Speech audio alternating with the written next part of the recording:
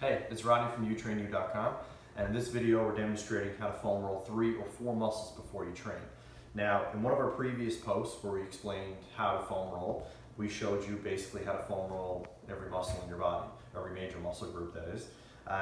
The problem with that is to try to do that before a workout is going to take you about, if you do it properly, 20 to 25 minutes, and no one has that kind of time nowadays. You want to try to get a workout done under an hour, so what we recommend doing is picking 3 or 4 muscles per workout that you can foam roll. Now the muscles you pick is up to you. It could be ones that you found were really sore when you tried doing all the foam rolling, or you could just rotate muscles through the week. So I'm going to demonstrate 3 or 4 different muscles now, and then if I was to do this again on another day, I could do 3 or 4 other different muscles, which I'll talk about when I'm finished.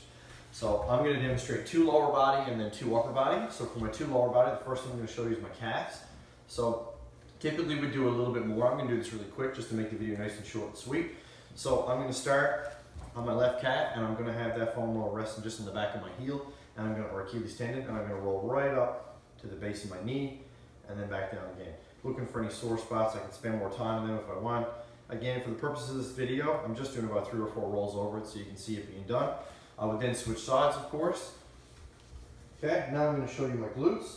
So for the glutes, I'm going to sit on the foam roller. I'm going to lean on the side I want to work on. So for the video, I'm just going to do the left side.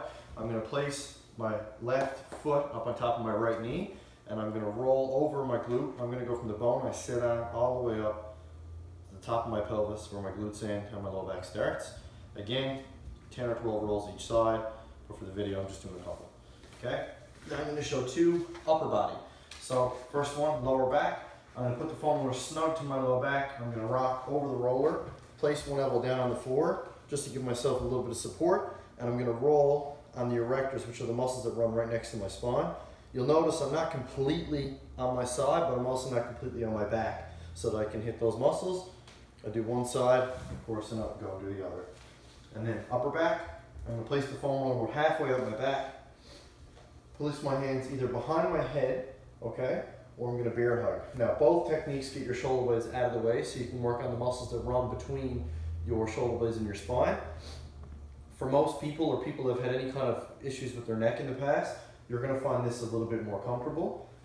I'm going to pull my elbows in like I said, lift my hips up. I'm going to roll right up to the top of my shoulder blades, okay? Let's go a little higher there, and then I'm going to come about halfway down my back. Notice I'm careful not to roll down too low. If I start to go down towards my low back, it can start to get a little painful, and you can hear the sound of my voice. It doesn't sound too comfortable for me. That's why for the low back, we always have one arm behind us like so. So now, that was just 4 for this video, or this workout that we're demonstrating in this post. If you were to then work out in a couple of days, perhaps you could foam roll your thighs, the front of your thighs, your inner thighs, and maybe your armpits and your neck. And then the following day, you could do the other few that would be left, which might be outer thigh, your top of your hips right here, and then just pick one of the other upper body ones again because there's a little less of the upper body.